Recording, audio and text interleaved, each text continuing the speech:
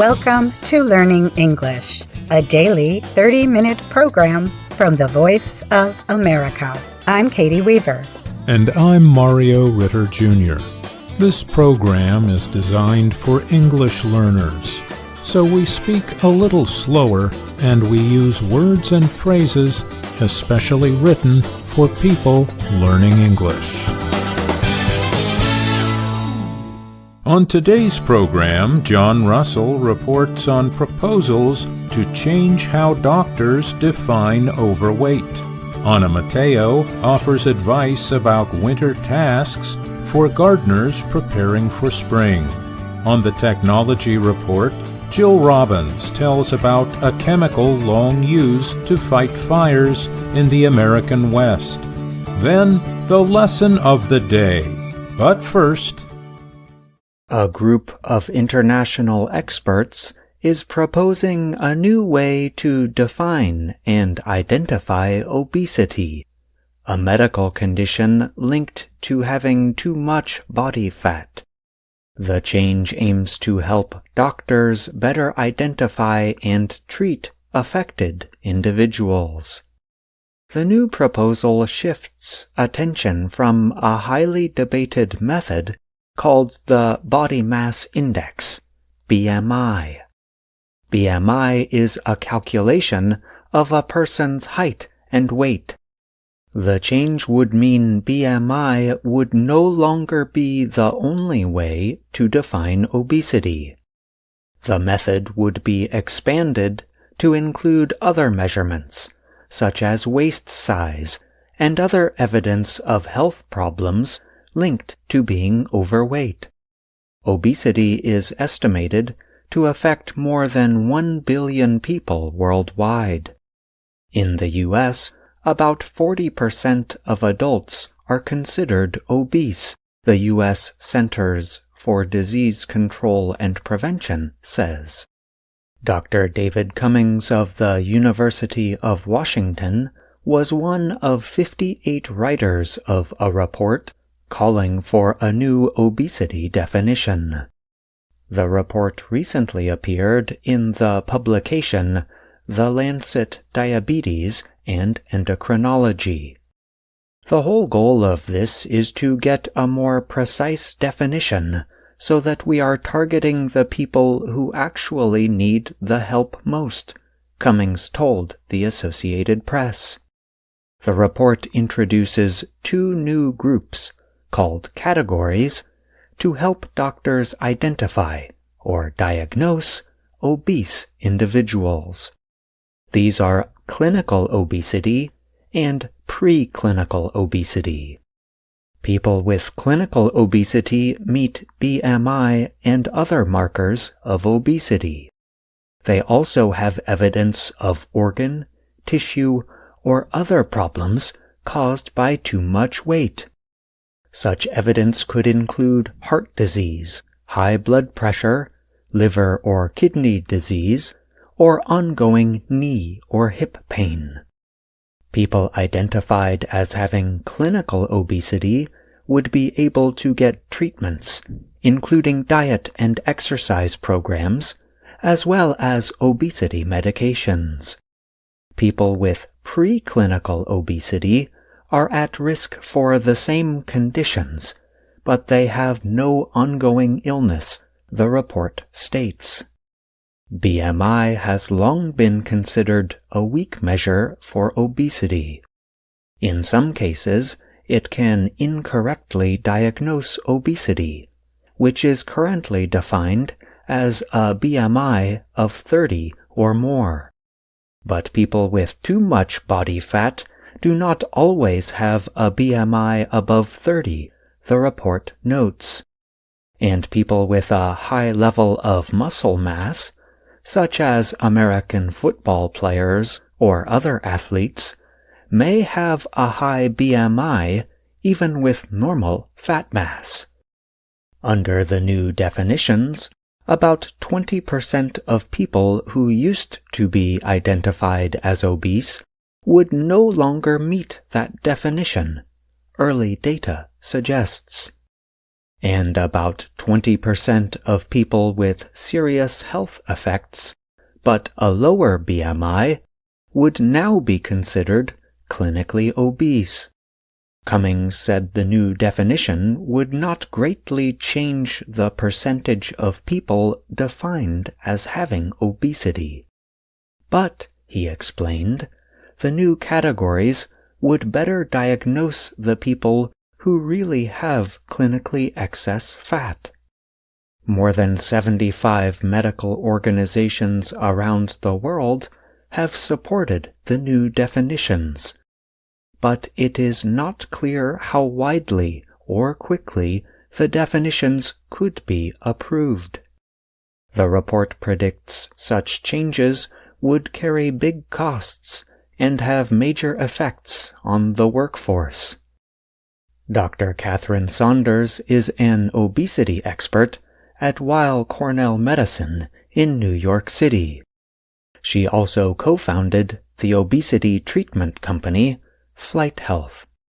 She told the AP there are some practical issues to consider in order to make the proposed changes work effectively. Saunders noted that waist circumference sounds simple, but measurement methods differ. In addition, doctors are trained differently, and standard medical measuring devices are not big enough for many obese people. Also, a decision about the difference between clinical and preclinical obesity would require a full health examination and lab tests, Saunders said. She added that for a new system to be widely accepted, it would also need to be extremely quick, inexpensive, and reliable.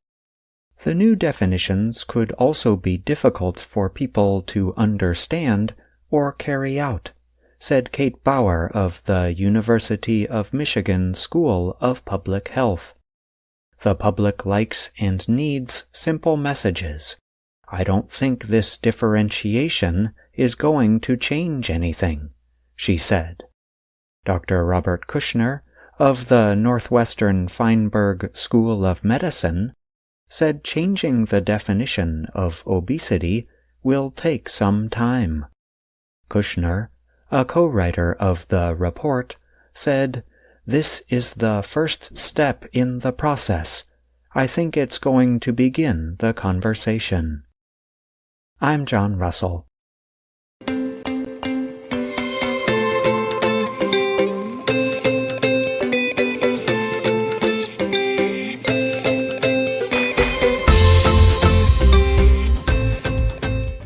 From VOA Learning English, this is the Health and Lifestyle Report. In many parts of the world, winter brings cold temperatures, and in some places, snowfall. For people who like planting things, gardening may seem far away. However, during winter weather, there are still things a gardener can do to prepare for the spring. Gardening expert Jessica Damiano recently wrote about such preparatory tasks for the Associated Press. We can also call these tasks prep work. First, let's talk about seeds. If you have seed packets, she suggests checking their expiration date. That is the date by which they go bad or will not grow. Damiano says the seeds are usually considered fresh within a year of being packaged, but they can be used for longer than that. However, you cannot be sure if the seeds are still good just by looking at a date. She suggests testing them. To do this, she places several seeds on a wet paper towel and then puts that into a plastic container. In about 10 days, she will look to see how many seeds have sprouted. This gives her an idea of how many seeds to use to get the desired number of plants. However, if less than 50% of the seeds sprout, she throws them away. Damiano tests her old seeds in the winter, before the busy spring gardening season. That is when seed and plant stores, or nurseries, can run out of seeds. She also inspects her gardening equipment. For example, if you use grow lights especially made for plants, make sure they still work. You might have to buy new bulbs. Damiano brings out her grow lights and inspects each bulb. If necessary, she will order replacement bulbs. That way, she is prepared to plant at any time, even 6 to 8 weeks in the future. She also makes sure she has sterile, seed-starting potting mix. This is special soil for planting in containers. Damiano sharpens her cutting tools, such as pruning shears. Larger tools, like lawnmowers, should be inspected every year. Like nurseries, places that service lawn equipment might be busier in the spring. You can get ahead of the crowd by getting your tools fixed early. Clean your gardening hand tools, like trowels and spades. Cover them lightly with oil. This will keep them in good working order. Inspect things like hoses, sprinklers, and other water systems for damage. Make a list of anything you may need to replace or repair. Damiano says that you could wait until spring to take care of all these things. But why? Once spring arrives, you will have these tasks done. And that's the Health and Lifestyle Report. I'm Anna Mateo.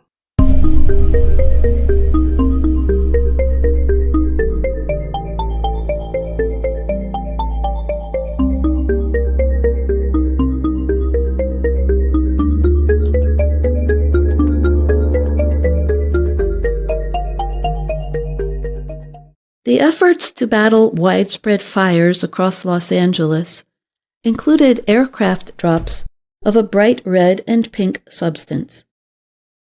The material covered forests, homes, cars, and other things in the path of the wind-fueled fires. Because the substance was dropped in many residential areas, some people have wondered how safe it is. The material is a fire retardant. The kind dropped around Los Angeles was mostly a product called Phos-Chek. The substance has been used by the U.S. Forest Service to fight fires since the 1960s. Jason Cahoon is a 53-year-old pilot with HeliQuest, an aircraft company specializing in firefighting activities. He told the French news agency Agence France-Presse, or AFP, that using the Barbie pink material makes his job easier. "You can see it so easily. It's amazing," he said. Daniel McCurry is an associate professor of civil and environmental engineering at the University of Southern California. He said that in recent weeks, Phos-Chek had been dropped in residential areas more than ever before. That fact has led many to question its safety. Phos-Chek is sold by fire protection equipment supplier Perimeter Solutions. It is a mixture of mostly aluminum phosphate or ammonium polyphosphate. These substances are also used to produce fertilizer. Other chemicals are added to the mixture to give it color. Perimeter told AFP the substance is designed to be one color, but it can look different depending on time of day, lighting, or smoke. The bright pink color helps pilots as they try to make sure they have covered a whole area, Cahoon explained. He noted that when pilots drop water from the air, they have to search for the shine and the darkness to know where to make the next drop. The colorful retardant, however, is so much easier to spot, Cahoon said. McCurry said another reason it is better than water is that it keeps working even after the water it is mixed with dries. Phos-Chek is made thick so the wind does not blow it away, and to ensure that it covers the desired area. McCurry explained the substance works by forming a coating that will not burn. After the water dries up, the retardant keeps working until rain washes it into the ground.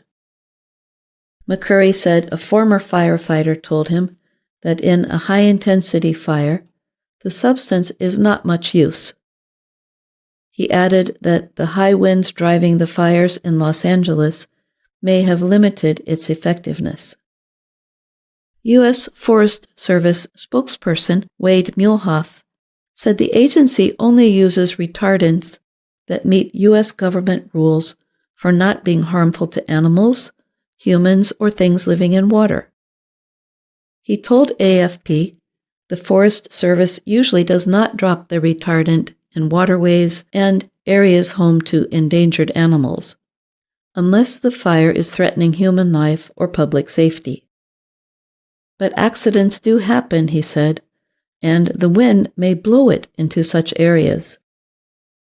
McCurry said he believes Phos-Chek is likely not harmless to the environment now.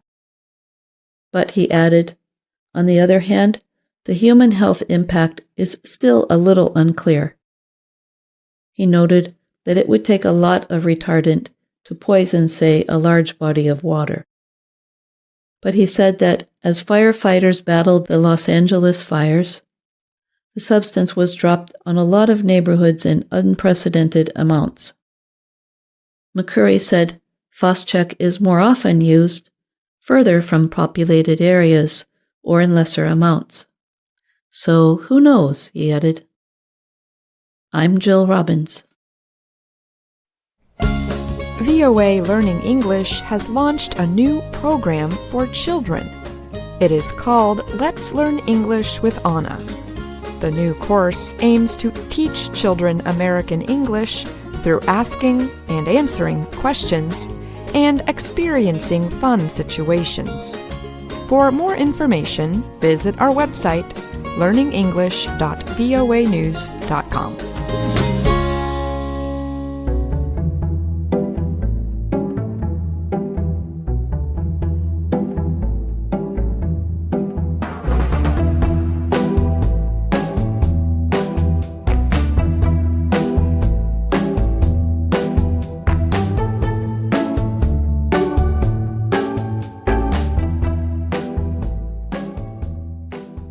Hello, my name is Anna Mateo. My name is Andrew Smith. And I'm Jill Robbins. You're listening to the Lesson of the Day on the Learning English Podcast. Welcome to the part of the show where we help you do more with our series, Let's Learn English. The series shows Anna Mateo in her work and life in Washington, D.C. In Lesson 22 of the series, Anna talks about her new show for children with her producer, Amelia. Together, they start to plan for the new show. So, Anna, what's the plan for the show? First, we're going to introduce the subject. Then, we can show pictures and video. We can show tons of video. Right. We can interview children and have guests, too. Kids can ask us questions. Great idea. Finally, we can read the questions and tell them where to learn more. Okay, let's try it. Let's do it. Hi there, and welcome to Amelia, we don't have a name for the show. We'll think of a name later. For now, we'll call it The Show. Next, they start talking about fun things you can do in the summer. Anna and Amelia think they can include these in the children's show. Hi there, and welcome to The Show. Today, we are going to take you on a summer vacation. You will see popular things to do on vacation. One is camping. When you go camping, you cook, sleep, and play outdoors. When I go camping, Anna, I like to go hiking and fishing. Me too. Those are fun things to do when you go camping. These people are hiking. Okay, let's talk about the next vacation. Another popular summer vacation is going to an amusement park. At an amusement park, you go on rides and eat lots of fun food. I love cotton candy. And roller coasters! This show is going to be a lot of fun. I know. This is riding a roller coaster. Woo! What is the last vacation? One of the most popular summer vacations is going to the beach. I love the beach! When I see that blue ocean, I want to leave Washington, D.C. immediately and go to the beach. That is a lot of fun activities. And it's fun to talk about, well, having fun. So, Andrew, I'd like to ask you, what do you like to do for summer vacation? I really like summer, and I like to do some of the same things Anna and Amelia talked about. I really like to go hiking in the mountains. And we should explain that British English uses the word trekking to mean the same thing as hiking. Hiking basically means walking in natural areas such as forests, mountains, and fields, or beside rivers and lakes. It's kind of interesting that, on the one hand, we say go for a walk on the beach, and on the other hand, go for a hike in the mountains. We don't usually say hike on the beach. That's true. I guess that's because walking on the beach is usually done in a relaxing manner, but hiking makes people think of longer or harder walks that take more energy. There's more we could say about hiking, but let's go back to what you like to do for summer vacation. Well, I also like to go to the beach, and I like to go swimming, and I like to play tennis. And when I have enough time and money, I like to visit friends in other parts of the U.S. or travel to other countries. How about you, Jill? I love swimming at an outdoor pool. I also enjoy traveling to visit my family. Sometimes my brothers and sisters and I all get together in the summer. And I love going to beautiful places and painting them. I paint with acrylics, and I'm learning to use watercolors. That sounds like an interesting thing to do in the summer. I think I would like to try that. We can use the verb like in 3 ways to talk about things we enjoy doing. First, we can say like to plus the base form of the action verb. For example, we can say, I like to read. Second, we can say like plus the ing form of the action verb. For example, we can say, I like reading. The ing form of the verb here is called the gerund.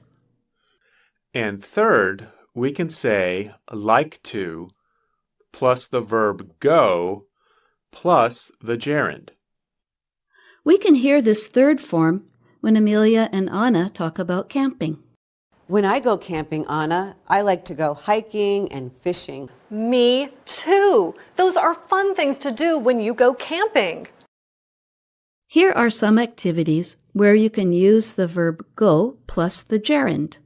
Go camping, go swimming, go hiking, go fishing, go dancing, go shopping, go sightseeing, go biking, go running, go jogging, go skiing, go ice skating, go roller skating, go sailing, and go surfing.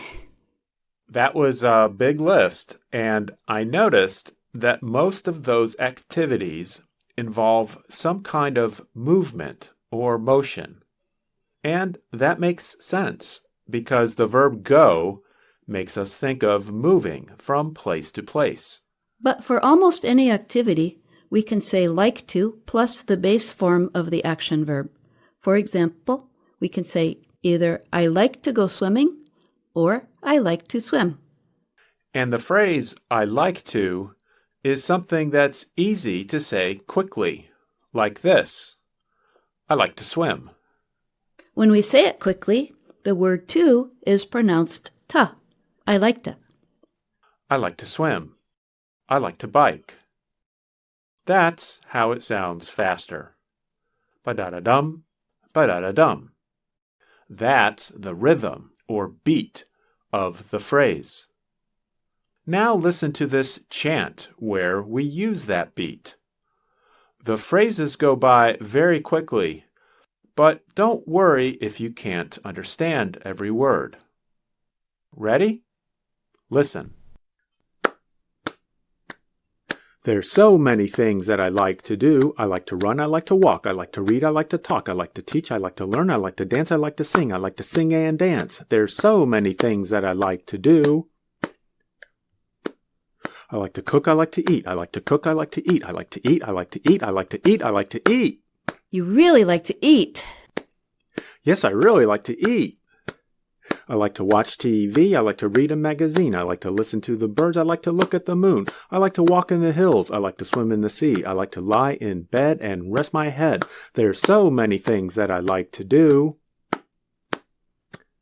I like to run, I like to walk, I like to read, I like to talk, I like to teach, I like to learn, I like to dance, I like to sing, I like to sing and dance. There's so many things that I like to do. I like to watch TV, I like to read a magazine, I like to listen to the birds, I like to look at the moon, I like to walk in the hills, I like to swim in the sea, I like to lie in bed and rest my head. There's so many things that I like to do. There's so many things that we all like to do. There's so many things that we all like to do. There's so many things that we all like to do. So write to us and tell us what you like too. We know that was fast, but we want you to hear the rhythm of English and also just to have some fun with the language. Having fun helps you learn. So you can play with the English language. For example, you can try to make up your own chants. And in the Let's Learn English series, Amelia and Anna know that it is helpful to have fun. Let's listen to them one more time. Okay, let's talk about the next vacation. Another popular summer vacation is going to an amusement park. At an amusement park, you go on rides and eat lots of fun food. I love cotton candy. And roller coasters! This show is going to be a lot of fun. I know. Jill, before we go, maybe we should mention the difference between the words fun and funny. Something that is funny is something that makes you laugh, like a good joke or a special situation. Something that is fun is like an activity that feels enjoyable, like you are playing a game. Jill, I have to say, doing this podcast with you is a lot of fun. Thanks, Andrew. It's a blast. It's a blast is a nice expression that means it's really fun. And we hope you've had fun listening to the lesson of the day. You can learn more on our website, learningenglish.voanews.com. You can also find us on YouTube, Facebook, and Instagram. And thank you for listening to the Learning English podcast. I'm Andrew Smith. And I'm Jill Robbins. And that's our show for today. But join us again tomorrow to keep learning English on the Voice of America. I'm Katie Weaver. And I'm Mario Ritter Jr.